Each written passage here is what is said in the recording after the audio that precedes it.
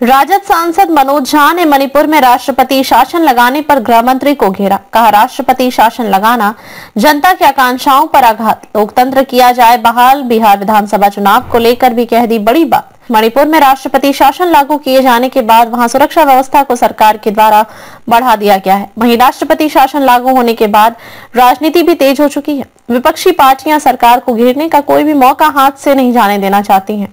उसी क्रम में राजद सांसद सह पूर्णिया प्रमंडलीय प्रभारी मनोज झा ने अररिया सर्किट हाउस में पत्रकारों से बात करते हुए गृह मंत्री अमित शाह और भाजपा सरकार पर तंज कसा है।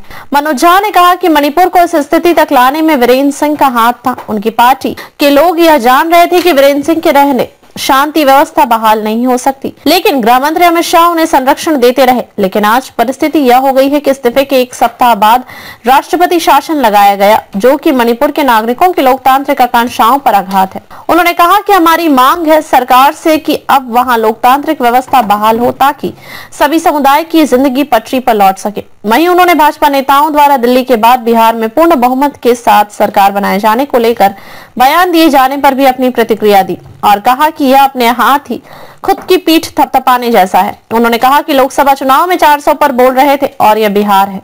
उन्होंने कहा कि भाजपा भलीभांति जानती है कि बिहार एक परिपक्व राजनीतिक राज्य है। उन्होंने कहा कि बिहार ने कभी भी किसी के एक अधिकार को बर्दाश्त नहीं किया, तो भाजपा के एक अधिकार को कैसे बर्दाश्त करेगा। मनोज झा के आगे कहा कि चुनाव जनता के मुद्दे पर लड़ा जाएगा और तेजस्वी यादव ने एक लकीर खींच दी है। भाजपा को बताना चाहिए कि वो जनता को क्या देगी। देखिए, बहुत ही मैं दुर्भाग्यपूर्ण परिस्थिति मानता हूँ। मैं स्वयं मणिपुर जा चुका हूँ सांसदों के प्रतिनिधि मंडल के साथ। हम वहाँ की गवर्नर जो तब थी अनुसुईया जी, संभवतः उनसे हमारी लंबी बातचीत हुई थी। बहुत परेशान थी। इस पूरे मामले को इतना इस परिस्थिति तक लाने में वीरेंद्र सिंह जी का हाथ था, जो भाजपा के चीफ मिनिस्टर थे वहाँ के। उनकी अपनी पार्टी के लोग जान रहे थे कि इनके रहते शांति व्यवस्था बहाल नहीं हो सकती है, नॉर्मैलिटी रिस्टोर नहीं हो सकती है। लेकिन गृह मंत्री जी के मन में न जाने क्या था, शील्ड करते रहे। और आज परिस्थिति ये हो गई कि आपने अभी एक हफ्ता भी नहीं हुआ था इस्तीफा लिया या दिया, क्योंकि लिया दिया का फर्क पता नहीं चलता इन दिनों, और उसके बाद आपको राष्ट्रपति शासन आपने घोषणा कर दी। ये मणिपुर के लोगों की डेमोक्रेटिक आकांक्षाओं पर आघात। हमारी आपसे मांग होगी सरकार से, बहुत मेस कर दिया आपने मणिपुर को इस अवस्था तक लाने में। अब कम से कम कृपा पूर्वक डेमोक्रेटिक प्रोसेस बहाल कीजिए, ताकि कुकी माइती हर समुदाय के लोग मिलजुल करके फिर से अपनी जिंदगी चला सके। इस लेवल हाई है। ये तो वही बात हुई, अपना हाथ मोड़ करके पीठ पे अपने थपथपाना।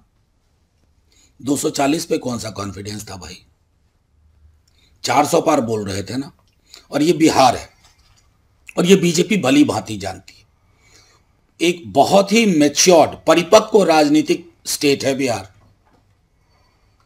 इसने किसी के एकाधिकार को कभी स्वीकार नहीं किया, तो भाजपा के एकाधिकार को कैसे स्वीकार करें। और मैं दूसरी चीज कह रहा हूं कि चुनाव तो लोगों के मुद्दे पर लड़े जाएंगे, तो तेजस्वी जी ने एक लकीर तो खींच दी है। अब उस लकीर के बरक्स आप ये बताओ कि आप जनता को क्या दोगे, क्योंकि आपके पास 0 सन्नाटा के अलावा कुछ करने को नहीं है। आपकी पूरी की पूरी लीडरशिप सिवाय अपमानजनक बयान देने के, अश्लील बयान देने के, अशोभनीय बयान देने की, आपके पास कोई पॉजिटिव एजेंडा नहीं है। और बिहार पॉजिटिव एजेंडा ढूंढता है।